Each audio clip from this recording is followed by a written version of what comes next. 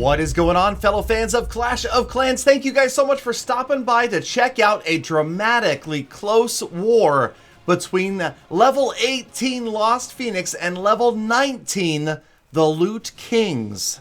Now, early in this war, obviously from that score, you can tell that the Loot Kings were out for much more than just war loot. They wanted a victory. They are level 19, and Lost Phoenix always up to the challenge. Lots of 3 stars in this clan war, and checking out the only player in Lost Phoenix to 6-pack this war, and he did it with Bow Witch. So, Revelations right here, dropping 2 3-star attacks.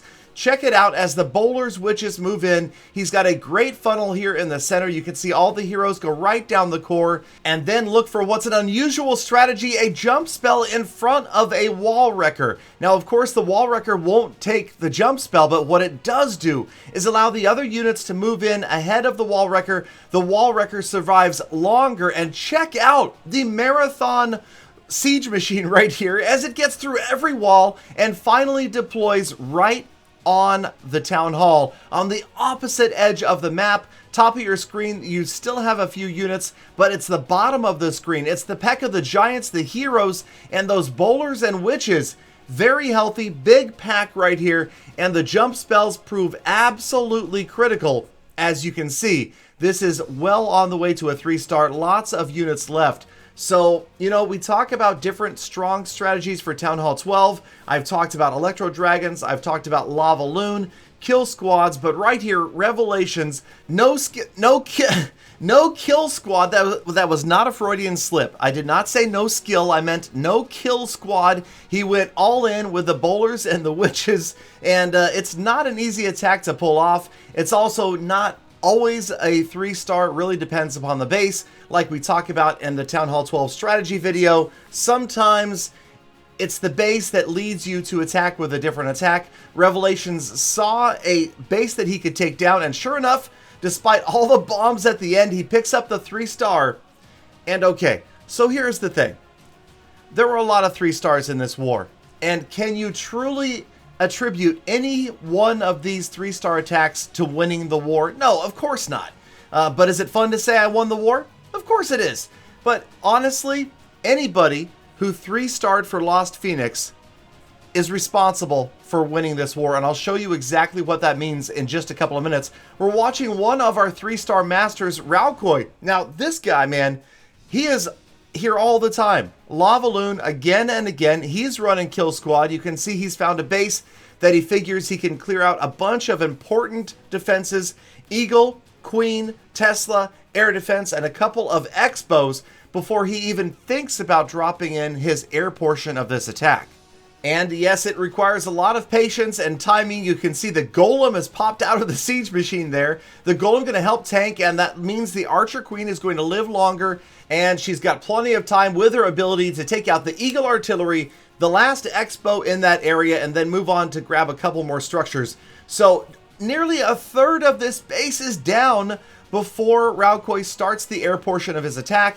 You can see, although both Inferno Towers are still up, other major defenses out of the way, and in comes a massive number of balloons, and then he's got Rage, Poison, Freeze, and Haste.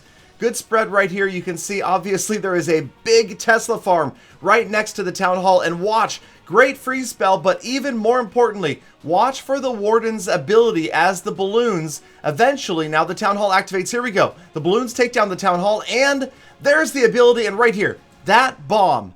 If that bomb is not protected by the Warden's ability, this attack is virtually over right there, and this is about a 65% 2-star. But no, perfect Warden ability, great freeze spell there, freezes 4 defenses. The haste spell makes sure the units get through it, and that's all she wrote. RouteCoy showing exactly how it's done, writing the book on Lava Loon at Town Hall 12, which, in my opinion, could honestly be the most powerful strategy for 3 stars at Town Hall 12, and now it's just a matter of time before the remaining units work through no defenses left, basically swagging the last haste spell, balloons, everybody get through, and RouteCoy, number 12, picks up a 3-star on number 2 of the Loot Kings, and another solid star on Lost Phoenix's side. But the war is not over yet. Now, I will admit, I was live streaming when I decided to go for the war attack. I didn't know that the war was going to be this tight. So I pop in, I've got my army, I'm like, yeah, you know, let's go ahead and get my last war attack done. You can see that I did it pretty early. Even early on, the war was close, 56 to 53 stars. So it didn't look great. It looked like we were in trouble. Now, this is a 25v25, so that's a lot of 3 stars against Town Hall 12s, a lot of maxed out Town Hall 12s, but this was my live attack. Again, this happened on the live stream, and you can see, I basically YOLO'd this attack. I will admit, we've seen some better strategy from the first 2 replays in the video today. I just kind of smashed down a bunch of E-Drags, smashed in a bunch of loons, and just figured, well, you know, let's go this direction. And the idea here was also to use the Warden's ability when that Town Hall goes down so that the Town Hall, the Giga Tesla bomb, doesn't do a lot of damage. So here goes the Town Hall, there goes the Warden's ability. That means nobody takes damage, but you will notice that I've pretty much lost all the loons at this point. So it comes down to perfect placement of spells. No, not really, because most of my rages overlapped and now they're all gone. All I've got left is a couple of freeze spells. So we're going to try to at least freeze that single target Inferno a couple of times as these Electro Dragons run through the core. And really, the only lesson to be learned right here is the fact that by putting the Town Hall towards the outside, my personal opinion is that maybe the Town Hall should be better protected.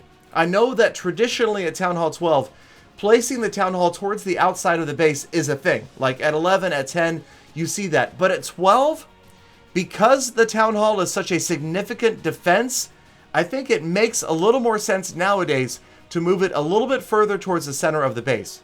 If you can prevent the Warden's ability from preventing that bomb from being protected, then that could help. Now right here in the stream, I did sort of troll a little bit. I was like, yeah, should I just end it at a 99? Now who knew?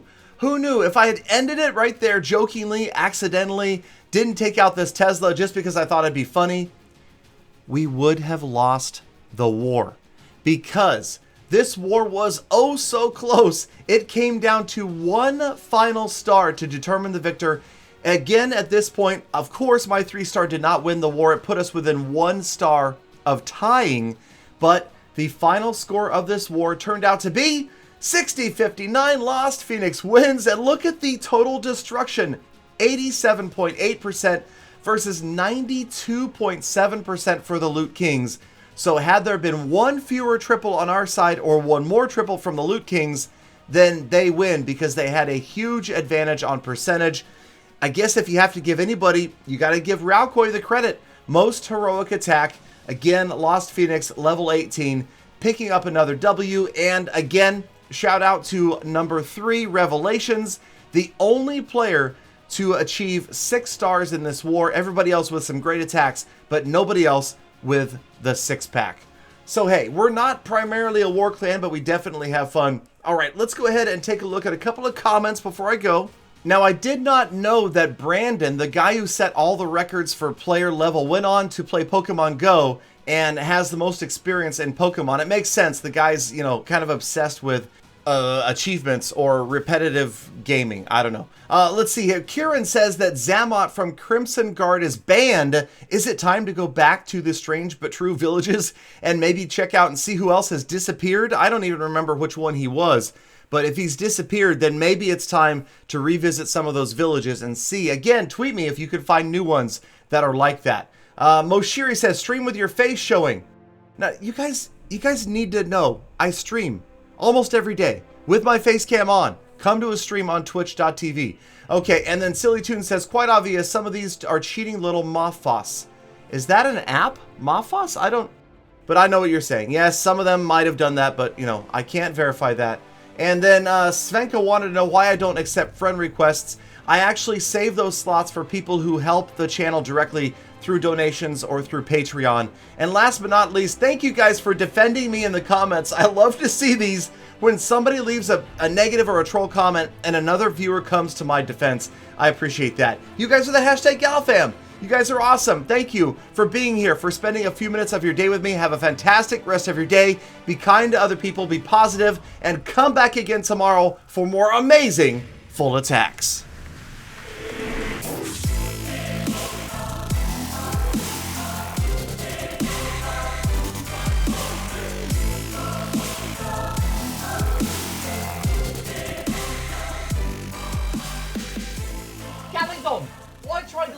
comments on your video, but you keep deleting them.